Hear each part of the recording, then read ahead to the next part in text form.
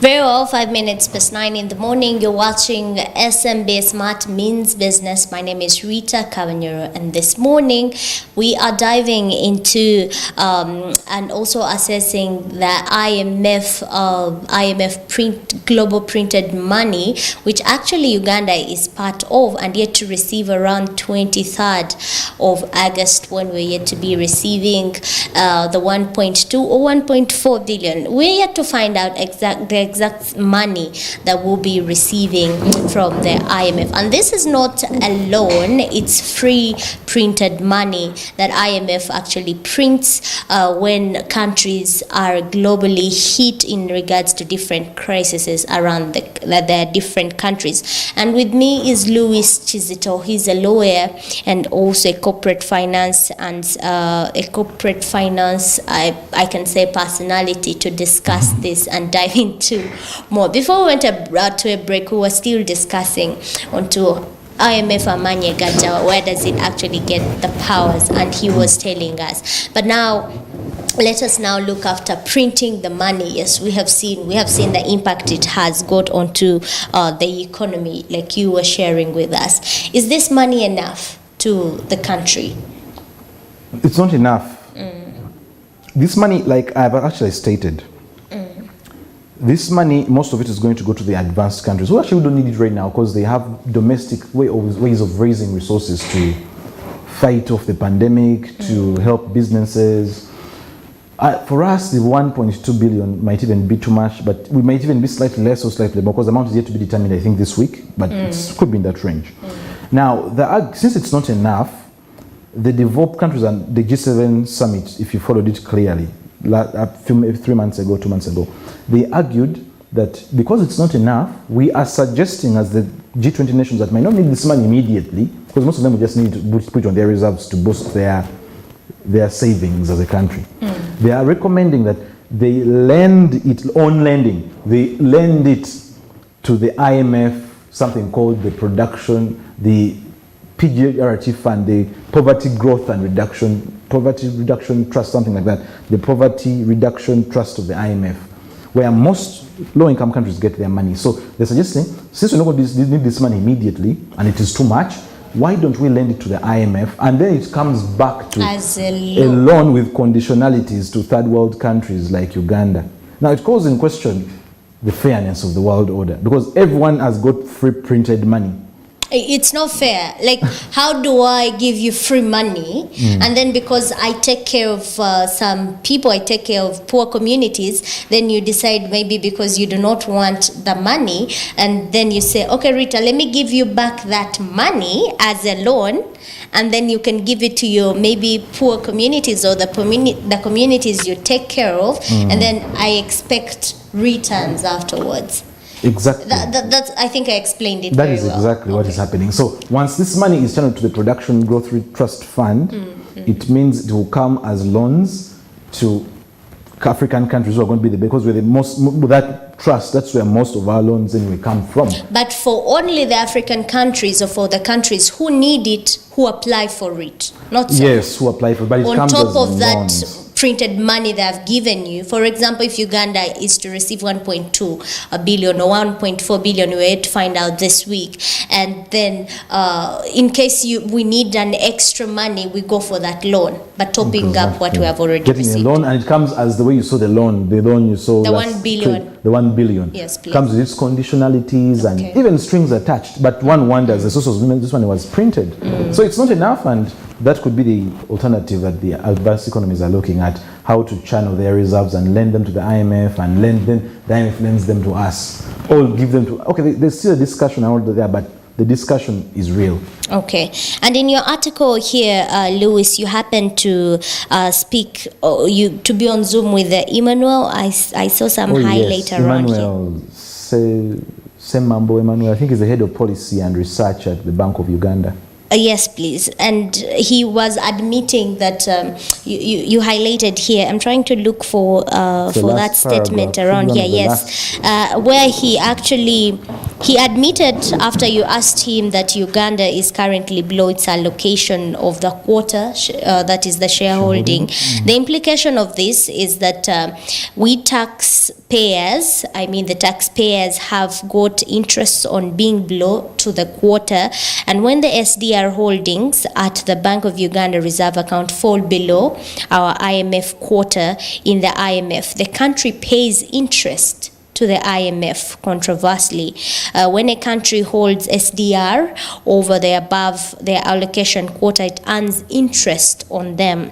You've not yet explained that. That's why I want us to understand what you were meaning here, where you were even appealing to members of parliament to task actually the accountability of this particular one. Yes. What were you wanting to arrive to? If you could also With that explain to paragraph, us. and let me just put it in context, that special Zoom call I attended was organized by an NGO, I think Siatini Afrodad, and then they brought the Bank of Uganda official that represent the country. It was, I think, the entire meeting was conducted through an IMF meeting, Zoom meeting, you call it, because it was organized by the Bretton Woods Institution, web hosting services. But in that meeting, of course, I asked, since this money is free money, of course, but like I've stated, it's allocated according to the shareholding you have in the IMF. Once you overuse the money and you fall below what you are given, you must pay interest to the IMF. Okay. But you're not paying back what the money that was printed and given to you. No, that is free money. You're paying 0.5%. You're paying that 0.05%. But given that the current trends, it's possible that even can come to 2% in the next 3 years. There's that argument that it could come to 2%. That's where I wanted us to dive in. One wonders, were we having foreign exchange illiquidity, like were we having scarcity of dollars to draw down on the reserves, to finance imports, to pay for balance of payment, negative, because our balance of payments probably have been in negative for quite some time, where our terms of trade also have problems, or our, of course, terms of trade too, those components that determine the rate of foreign exchange. How did it relate, how does it even relate to the public debt, if you could also lane onto that? Of course, I'll get there shortly, but now, what we need to inquire and what I think Bank of Uganda needs to explain is, yes, we have been below our quota for some time. Why are we and we are paying interest to the IMF before being below that printed money quota? Why? Over a period of 12 years, because the IMF allocated Uganda 173 million special drawing rights. That's the total money we had by 2009. That's the allocation we're given when it was last printed in 2009. The previous printed money. 12 years, 11 years later, you have around 61 million of that money. And then along the way, you borrowed you borrowed, and 70% of the borrowed money was used to cover that gap.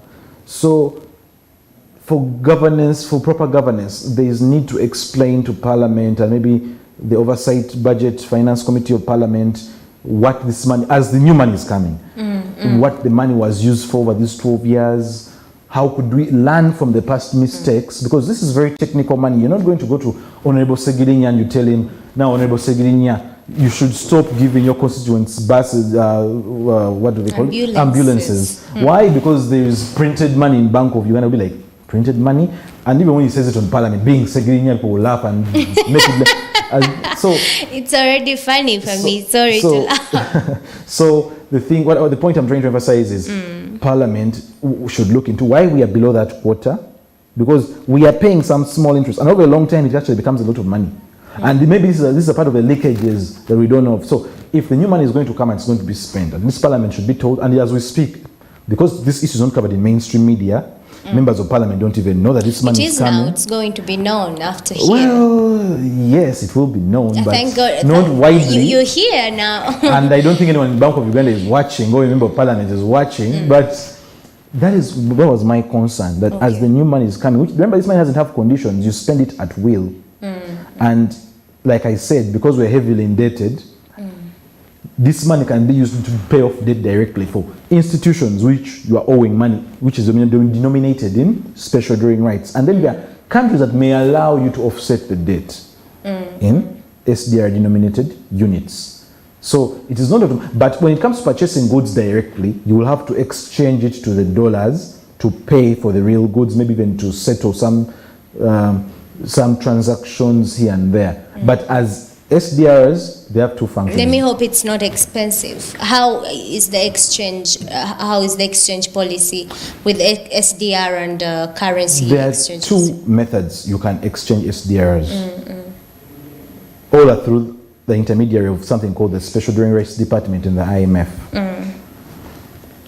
One, they are voluntarily traded. For instance, if the UK, if you want to get pounds from the UK, remember this is also it's part of the basket. If you want to get pounds from the UK, through a voluntary arrangement, the Special Drawing Rights, the UK can say, okay, we're going to give you pounds and exchange them for SDR units. Now, that exchange rate is determined every week. Every week. Every week. It's just the value of the SDR is determined daily. But the exchange rate is determined every week. Now, that is one. But you will find circumstances where no nation wants. Under the IMF Articles of Agreement, Article 17, I think, because that's what provides for the special drawing rights, the IMF has what you call the designation mechanism, where they can force a certain country to say, no, take these SDRs because you're in a very good financial position, give us the pounds, give us the yen, give us the dollars, give this country the yen, and then they'll give you. So that's what they call a designation mechanism. And like I said, where do they get the authority? There is something called the Articles of Agreement that was ratified by our Bretton Woods Agreements Act of 1963. So those decisions are binding internationally. And those are the two ways you can exchange. One, the voluntary trading arrangements where countries can and do, the designated and then the ways. designation mechanism. But over time, since 2009, if you look, most African countries have been, these SDRs have been used by the developing countries. We are actually exchanging them more than the developed, because like I said, the developed countries don't really need them because they have hard currencies. And when you have a hard currency, you can even print. The US has been doing quantitative easing, which is a way of lending to government, but by printing new money. The US central bank is lending to the government, but it's printing the new money. And they can do these things. Because that's why even what you would call the balance sheet of the US Federal Reserve has gone pre-coronavirus. It was 4 trillion. Now it's about 7 point something, 8 trillion.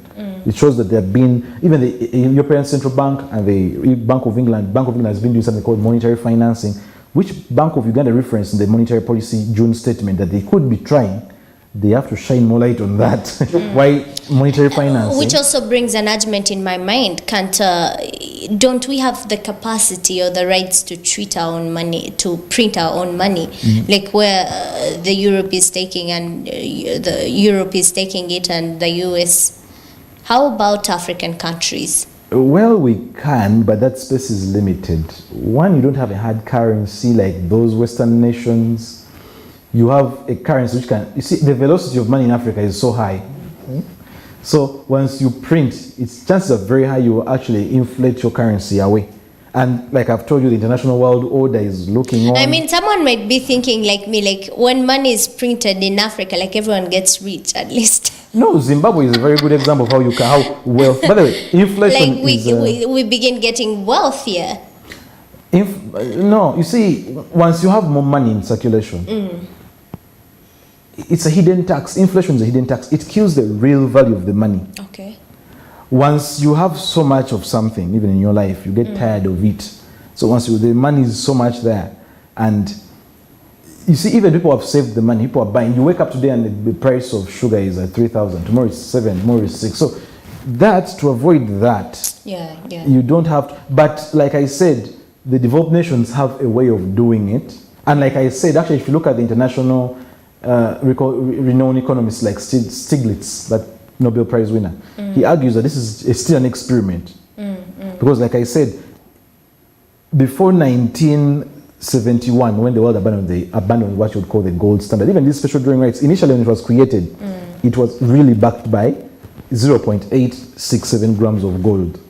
But once the US said, we are removing the backing of the dollar of gold, the gold backing of the dollar, the currency started being free floating. That's a discussion we have for another day. So in that arrangement, you are really subject to the terms of, because African countries don't set their agenda when it comes to international finance. They're the big players. And since, now for instance, you may print so much money and you don't have enough dollars in your, to liquidate them or to pay. Now you have a scenario where the currency might either be too strong or too weak, depending on the scenario.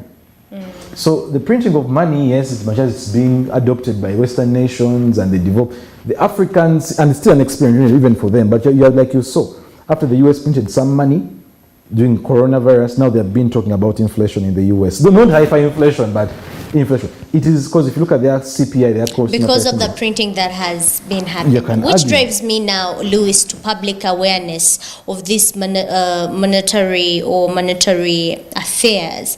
How have you observed, for example, like our country here, how do you observe our public awareness when it comes to assessment, when it comes to awareness of all these issues around? Like, doesn't it also has an attachment to operations of the Bank of Uganda and government to come out and, have different implementations on whatever they are doing? That's a very good point. Awareness. And does the population even know that all this is happening? Economics, law, the way we lawyers and maybe the economists justify their pay is coaching simple things in very complex jargon. Trust me, you go to bank and tell them, if it's going to print money, they'll be like, no. Do they really print money? You want to inflation? So even when you go to a member of parliament and you tell him now the IMF is going to create this money and give it to the public and give it to the central bank, please, in the next time they are coming to you with the financials of their assets and liabilities, expect A, B, C, and D. Maybe you can even request them to fund because now they have these are highly technical things that take a lot of time, and there is no willingness. And even our civil society, even our mainstream media is complicit in keeping the population in the dark when it comes to such information. I don't know what their justification is, but if you talk to some few people, they will say, don't burden the population with technical things. Those are things will be left to technocrats at the Bank of Uganda. They should understand us. We spoon feed the problem with our mainstream media. Some media, because you generally comprise it like media. So the mainstream media is not doing its work. If I were in the mainstream media in Uganda and I get to find out that the IMF is going to print special drawing rights, and remember we're already a highly indebted country, and this is free money. Why wouldn't I shine so much light on it so that the member of parliament knows? But I think Smart 24 is not part because we're already doing so. Well, I don't know, but the discussion might end here. Yes, the fact that you're here, it's already changing numerous Let us of us. Pray, but me and my prayer back is... to public awareness, Louis. Yeah, public awareness is key, especially when it comes to how these public funds are spent. Because like I said, of course, there is the easy money. We will know that IMF is giving us a loan. That one we shall know, and the media will shine the spotlight on it. But there is this highly technical things that are coached in all this kind of jargon, and the media is not even bothered. And actually, I wouldn't blame the members of parliament so much on the technocrats in the Bank of Uganda. But the fourth estate, what role has it played? We have there to because you are given a budget to look for information and to break down. This is not what I think. I always ask myself how someone who has a bachelor's degree in communication comes and tells me, oh, Louis, special drawing rights, it's too complex. We cannot communicate to the public, and yet your degree taught you to break down the most sophisticated of things. I know you're pinning me on this one around here, which is okay, which is also a very great one, a very great judgment and challenge around there. But I know they take up the point. I know they will change, and they're bound to change around there. Well, the money is coming on 23rd. Louis, let me drive you actually to from public awareness. Let us go to how we have seen budget allocations, like you were even saying, around the country. Are you satisfied? Even before we go there, let me take you to the beneficiaries of this money, because Ugandans, we're all entitled to receiving this money. Let us take it to the business entity, businessmen out there. what should be their hope with this money? Can they receive, this money from commercial banks? Should they have hope when this money comes that now we're going to have, fixed interest rates at borrowing or of borrowing? What should be the hope for a business person to reboost their businesses in this pandemic? I like that question because it references how the businesses will benefit from such an allocation of printed money. How do they tap into on the macro? Actually, it would help them more as a group on the macroeconomic level, not at the microeconomic. At the microeconomic, yes, it can. Government can exchange it for dollars and finance and even bail out the schools. They said we don't have the money to bail out. Please sell your assets. But that's a discussion from another day. But on the macroeconomic level. The businessman should expect at least a more stable shilling, so that in the event that the shilling, okay, it has been stable, even at the height of coronavirus, but this should even give them more hope because, like I said, the determinants of the foreign exchange, of the rates, is a good balance of payments, a good terms of trade, and then what I did not mention, the current account balance. Now, if you look at all those that determine the exchange rate or that can help make a better exchange rate, the businessman out there should see this money as a way of stabilizing the shilling because now there is excess money and then access to dollars in case you need them. Because remember, these special drawing rights can give you direct access to the dollars, can give you direct access to the euros. So the government cannot say we lack foreign currency to pay. In the event that you're a businessman and you want to go and get goods in China and maybe you need dollars, but maybe you're transacting in shillings. So an equivalent value of shillings in dollars can be gained by Bank of Uganda by virtue of this kind of allocation. So you could argue that this money being in our reserves, and from the research I have made, the reserves are adequate enough. It's just going to be a supplement. The reserves will cover 4 months, so add this could even be more. Now, the Bank of Uganda could, in the extreme case, instead of making the argument that we do not have money to bail out schools, that please sell your assets and pay the banks, they can make the argument that yes, we have 4 months import cover in our reserves, and IMF is going to give us excess money, which is even making it, could even switch it to 5 or 6 months. They can say, okay, let's reduce to 4 months. We get about 1 trillion shillings from our reserve. Because remember, we already have an excess of reserves which are even covering 4 months, way and beyond what the law requires. Look at the Bank of Uganda Act, only requires 3 weeks import cover. And we have 4 months. We have 4 months. And now there's even a new allocation which is making it even more months. You see? Could even switch it to 6, could switch it to 5.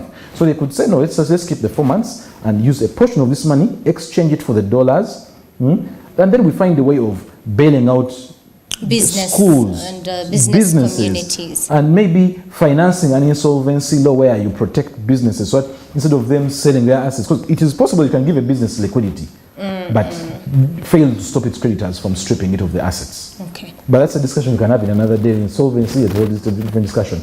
But at least you have driven the point. But for now, it can help them. But because of, like I've said, no public awareness, the money, this is a very technical subject.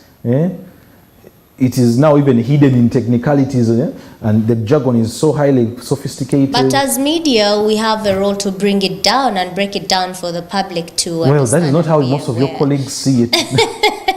Lucky enough, we're here to drive it home. And there it brings us actually to the end of our particular discussion. What is your take-home or take-offs, and also anything you want to appeal as I let you go, Louis? My take-off from this discussion today is I think the media should play a more proactive role in creating awareness. It's not enough for you to say the issue is complex and you rub it off, because it is in those complexities that we might find the solution. So my take home from today is, if at all we had more awareness and civil society does its part to create awareness, write papers, do the research, help members of parliament understand the international financial world order, because like I said, if you look at the IMF articles of agreement, they are very lopsided in favor of the advanced countries. Like I said, we were not there when we were negotiating these things. In 1963, when we became independent, we found that the articles of agreement were there. They have just been amended a few times. So you find that even on the geopolitical level as African countries, we need to start making bigger arguments and say this world order is real, the financial world order is real, this is what we should negotiate for. Okay, yes, we don't have the bargaining power, but we can raise the voice and say, no, the way you're allocating this money is unfair. You cannot just give developed nations printed money and then you tell them, no, lend it to the IMF, so the IMF lends it to African countries with conditions. And we have seen these IMF conditions have killed certain sectors of the economy. Like the privatization has rendered very many people unemployed, did it in 1993. Very so long story, but take home, I think the media should play a more forward-thinking, aggressive role. I know, and surely they have taken it. Thank you so much for coming through and for honoring our event this morning.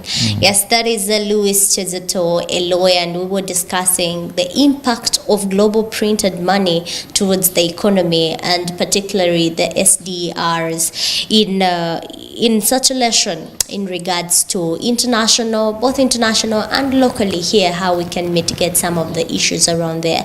And we can only pin and assess and also advocate for that. And we still await on the 23rd in regards to that when Bank of Uganda will come out to actually now commit that the money has finally reached the docket of the Bank of Uganda. And also we look forward to how the country or citizens are going to be benefiting, our business sector, public sector, how we're going to be benefiting or tapping into this particular money, the 1.2 or 1.4. We're yet to find out also closely on that. My name is RITAH KABANYORO. In case you missed this, you will find it on our social media platforms, especially YouTube and our Facebook pages. Smart 24 TV and SMB continues. Good morning.